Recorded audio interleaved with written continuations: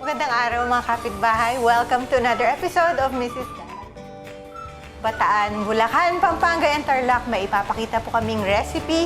For today, ano nga ba yung iluluto natin? Tidtad Kapampangan. So, ano ba yung tidtad, no? Sa Tagalog, Dinuguan. So, we will show you how we Kapampangans do it sa aming pong pagbabalik.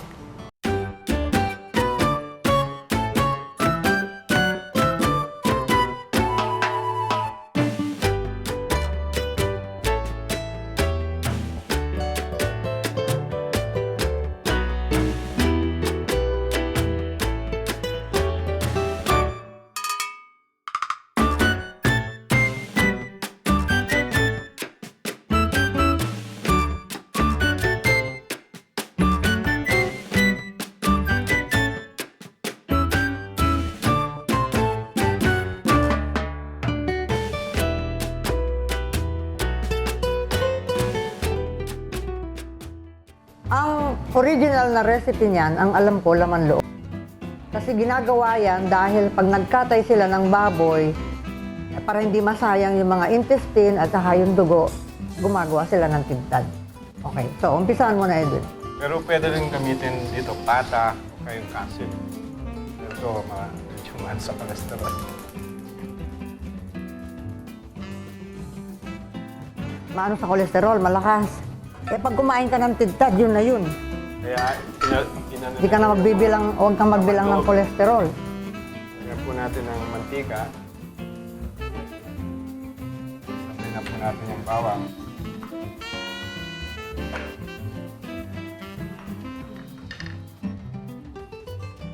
Nung bata ako, pag may piyesta, siguradong magkakatay ng baboy ang mga lola mo. Sigurado, meron dinuguan. Maski pag nagpalitson ka may ibibigay sa'yo yung naglilitson ng ganyan. Kasi kasama nga dun sa pagkatay yan sayang naman yung dugo. Ngayon, ang gagamitin mo parang pisngi, Kasi mas madaling, yan, malasa, mas madaling linisin.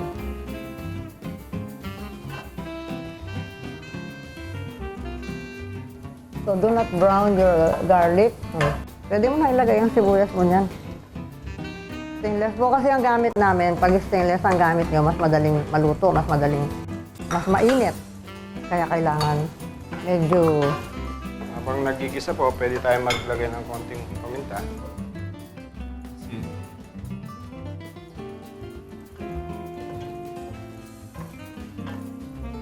May lasa. Lalantayin mo ngayon yung sibuyas. Masarap dyan ang sibuyas na violet. Bakit puti ang ginamit mo para malasa? So, low fire. Yung sibuyas.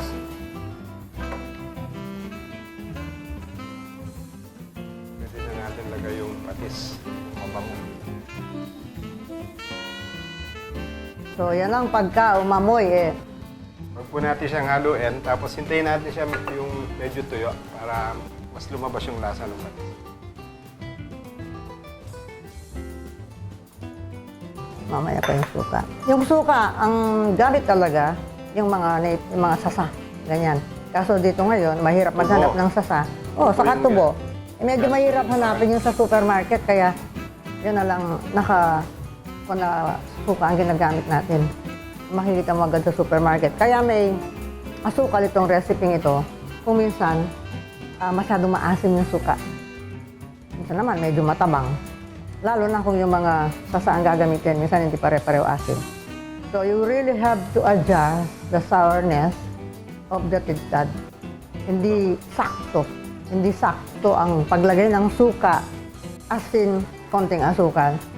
Hindi po pwedeng isakto. It depends on the brand of vinegar that you're using and where you are cooking it. Nasa abroad ka, hanapin mo yung sukang malapit ng lasa sa mga native nating suka. Pero kung wala, pwede rin yun. Pwede nang i-add yung iba. Nasusunog na yung sibuyas mo. Lagyan natin itong pisngi. Nung araw pag gumawa ako ng tidtad, yan? Tapos lakasan natin ng Laman konting loob. baboy. Okay.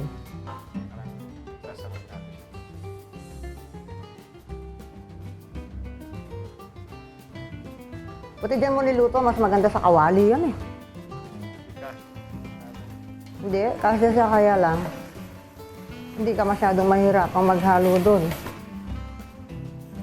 Hindi pa madaling masunog. Madaling masunog pagka stainless.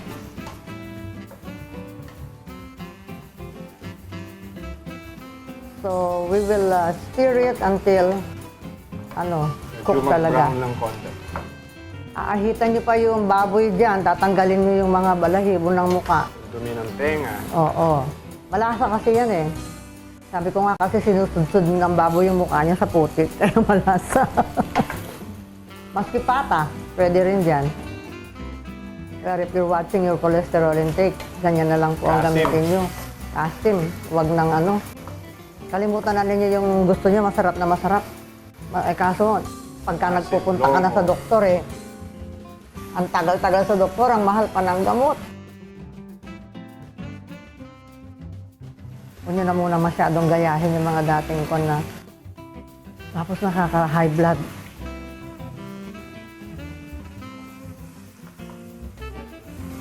So, bali, binabawasan natin yung mantika niyan o binabrown natin yung baboy kaya mo ginigisa. Binabrown hanggang kaya niyong i-brown.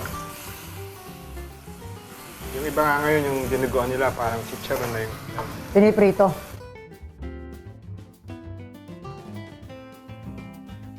Piprituhin ko, pero pagkatapos i-drain ko yung mantika. Kasi sa pagprito mo, kakatas yung mantika ng baboy. I-drain ko nun para mabawasan yung... Malasa yun nakakalapot. Yung taba ng baboy nakakalapot sa ulam. Kaya kaso nga, pagdating sa ugat mo, malapot din. Dumidikit. So, do not cover pag may patis na ganyan para sumingaw yung amoy. Maski sa pata, hindi po namin tinatakpan dahil may certain smell ang pata. Ngayon, yung pisngi din, hindi na namin tinatakpan, pababayaan namin sumisingaw yung amoy ng patis at saka yung mukha. Pero malasa yan. Malasa yung parting yan.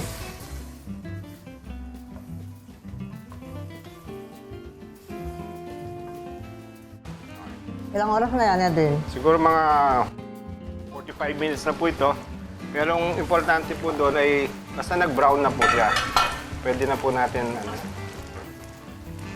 Nakakasarap yan. Binanlian mo yan kanina, bago mo, pagkahiwa o bago mo hiniwa? Bago mo hiniwa. tsaka mahirap ka. Ang pahit kainin ng puti. Hindi appetizing tingnan. Pag puti kasi kaya Ngayon, pinasunog-sunog. nakita niyo po lang lumabas yung mantika niya, kaya ako po alisin po yung ibang mantika. Lipat natin sa... Pag ako nagluluto ng dinuguan, dito may buhos, Edwin. Hindi. Sige, tama. Pag ako nagluluto ng dinuguan, sinusunod ko yung suka agad. Pagkatapos kong ginisa. Tapos paaalisin ko yung amoy ng suka kasabay ng patis. Ang sarap niyan. Kaya lang, ang sarap din, dami kang iinuming gamot. Yan ang nagpapalapot ng mga sabaw, ng mga sauce, ng mga pagkain.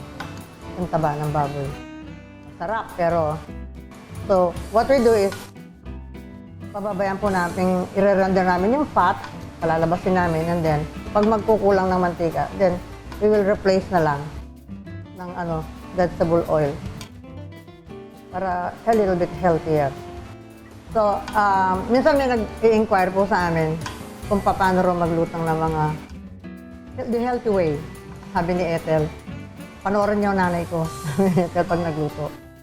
Kasi sa bahay po ganyan kami magluto. Nagtira po akong konti para may para sa lasa. yung baboy. Para sa lasa yan. Hindi naman pwedeng alisin lahat. Ayan. Pwede po natin unahin yung suka o Pwede mo unahin mo na yung suka para hindi lasang hilaw. tapos hintayin. And then always remember, huwag niyong hahaluin pag bagong lagay ang suka. Pabayaan niyo munang sumingaw-singaw na ganyan. Pakuluan niyo, simmer niyo. Parang patis. Pag nilagay niyo ng patis, nilagay niyo ng suka, let it simmer for a while before you start stirring. Kung hindi, malansa at saka lasang hilaw yung suka. Malansa pag patis, lasang hilaw yung suka. And then, dahil binrown ni Edwin, the kidsab looks more appetizing now. Kasi nung tinest na yung recipe ito, yes, we test our recipes before we show them on TV. Sabi niya, hindi magandang tingnan pagka yung binanlian lang tapos ginisa. And then, sauteing them and browning the pieces of pork will give a different flavor, better. Naglagay ng sitsaron.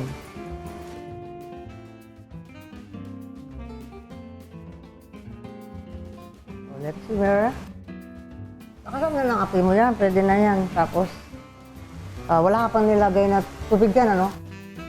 Basta hinalo mo lang ng hinalo. Then kung gusto nyo mas maanghang, put this ahead, yung kasabay ng baboy. Ngayon, kung ayaw masyadong maanghang, later. And then, habang nakababad po ito, doon sa sabaw niya, lalong umaanghang. So, akong ginagawa ko, Okay putulin mo. hindi. Pag tama na sa anghang, tinatanggal ko na yung sili. Inihiwalay ko. Lalagay na po natin yung tubig. Ito po yung 4 cups na Hindi ko kaya ang maanghang na pagkain, inuubo ako. ngayon, nagdadagdag po tayo habang pinapalambot natin.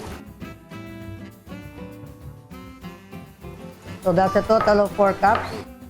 Depende ngayon sa baboy yan, kung it needs some more water, magdadagdag pa tayo. Kung hindi na, okay na yan. Now, there are 2 kinds of dinuguan na alam kong lutuin. Yung dinuguan Tagalog, na may halong dugo ng baka, na dinudurog, ini-strain, kaya malapot yung ano. Yan, pag kinain mo yung dinuguan, para siyang gelatin. Pag hindi mo Pero yung pinainit. sa Kapampangan, Yung Kapampangan, malabnaw. malagnaw kasi wala siyang dugo ng baka. Hintayin lang po natin kumulo at lumambot po yung ating baboy bago po natin ilagay yung mga ibang sangkap. Kumukulo na yung ating dinuguan. Check mo muna kung malambot na. Tingnan mo. Natin ngayon kung malambot na. At tumitingin po kayo kung malambot na, huwag niyo pong tutusukin. Yung side ng tinidor, hindi tusok. Yung side ng tinidor. Pagka na-slice yung ganyan, malambot na yan. Medyo matigas pa. Iba-ibang parte niyan, iba-ibang may parting madaling lumambot. Pero medyo makunat-kunat. So, you can also taste it now. Para kung ano man, maremedyohan mo na. Ayaw mo bang lagay yung sili, Edwin? Lalagay ko na.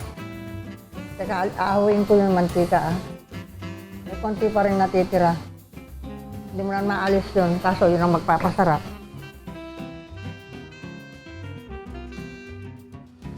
Konting asin. Suka. Mantika yung nalasahan ko. Pwede na po natin lagay yung ibang paminta. Sili. Sa akin, kulang pa rin ng suka yan. Pabayaan mo lang kumulo ng walang takip pag nilagyan mo ng panibago ng suka. At huwag mong hahaluin.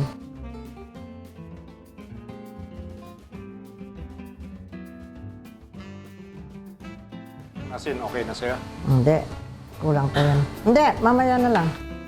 Pag nailagay na yung... Ang dugo maalat-alat ka na. Oh, huwag mo ngayong... Lakasan mo ngayon ng ano. Tama na muna yung 2 tablespoons. 1/4 sakto. Bakit? Binawasan ko 1/4. Kaya pala naman. Sus, Maria, sir. Then tatay. Pag naglagay ka na ng sili, hindi na dapat tatakpan talaga ng matagal kasi nawawala yung kulay.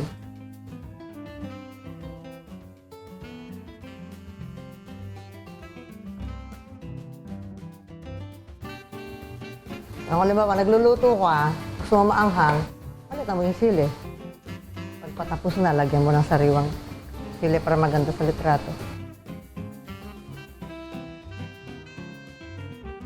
Ganyan mo lang. Kaya mo lang kumulo.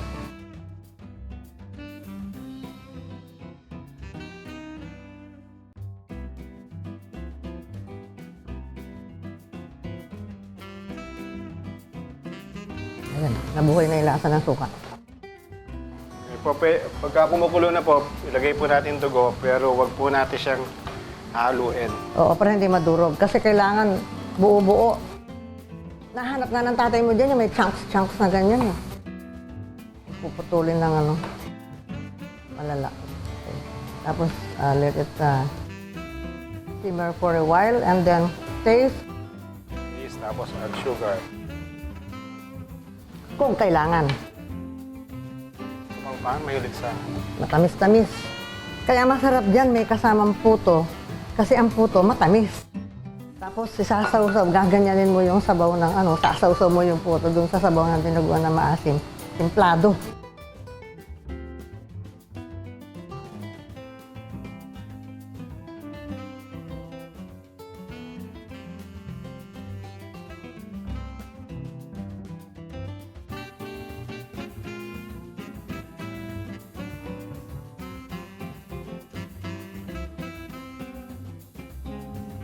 Umulo na ba? Tikman natin. Titikman ko.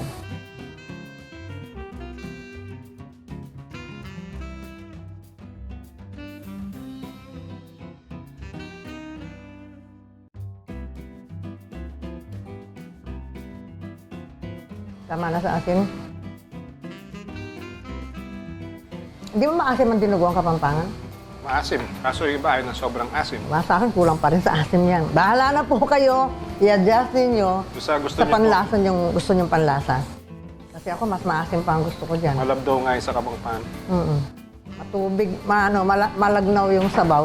May buo-buong mga dugo ng baboy. Saka mas maasim pa dyan. Parang Okay? bok choy. So, another Kapampangan dish na pwede niyo pong i-adjust kung gusto niyo mas maasim. Kasi sabi nga, depende sa sukang gagamitin niyo.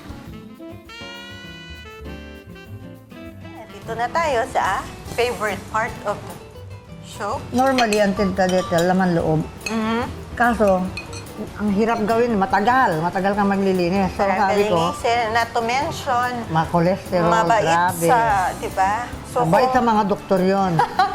no, kung mahal mo ang sarili mo at iniisip mo ang kapakanan ng Yung mga mga anak, minamahal mo sa buhay, ganito na lang, no?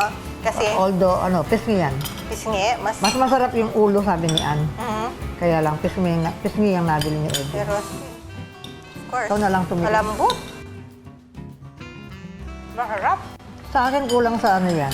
Kulang sa suka. Ako kulang ng puto. Puto. Kung Saka na- mapapansin niyo po, yung dinugaan, yung tintad ng Kapampangan, mas malabnaw yung sabaw niya. Kasi may Oo. mga Kasi wala siyang dugo ng baka. Oo. O, umasim na. Kanina matabang eh. Umasim na. Tama-tama siya. Oo, umasim na. Tapos yung cake nung sili nandun, no? Ang ano dyan sa mga ganyan, lumalapot yan pag tumatagal eh. Kaya umaalat. Kaya mas magandang umpisahan mo ng Medyo matabang yan. matabang. Kasi, aalat yan. Parang nag-e-age At saka yung yung- suka. oo, anything na may suka, di ba? Pag tumatagal, mas sumasarap. Oo, mas sumasarap. Tapos kung... Kasi yung mismong dugo, maalat yun eh. Yan, okay. Mas sige, ubusin mo na. Kaya po Kaya sinabi ako- ko, ito po ang difference ng Kapampangan dinuguan. Nung tinta namin. Hindi nga lang laman loob, hindi nga lang bituka.